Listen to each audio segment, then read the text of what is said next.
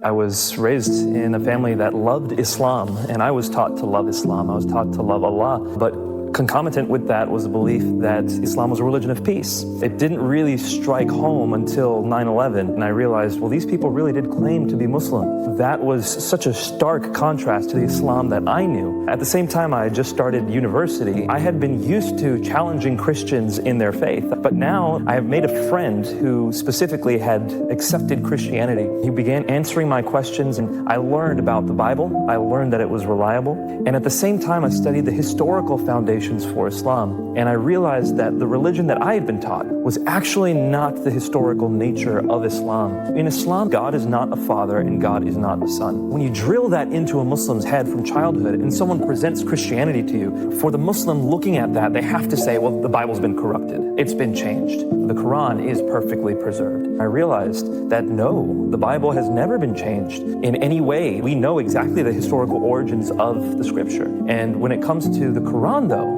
actually, there was a very specific moment in its history when a leader destroyed all the Quranic manuscripts and sent out an official copy. And when I realized that I'd been poking holes at the Bible this whole time, whereas the Quran was the one that was open to criticism, that was just a huge paradigm shift. I felt as if my world was shaking underneath me. Dreams and visions. Muslims are not expecting to commune with God the way an evangelical Christian would, for example. They're expecting to hear from God only through dreams or visions. God reaches them where they're expecting to hear him. I had one vision and 3 dreams. God gave me a second dream that was far more clear. It was actually a parable right out of the New Testament. It was from Luke chapter 13, the parable of the narrow door. For many, I tell you, will try and few will be able. And it talked about a feast inside. In my dream, I was standing at a narrow door, looking at a feast, wanting to come in, afraid that the owner would come and start before I could get in. And that's exactly what the parable was about. And then you had one more. The third dream was one where I was in a mosque,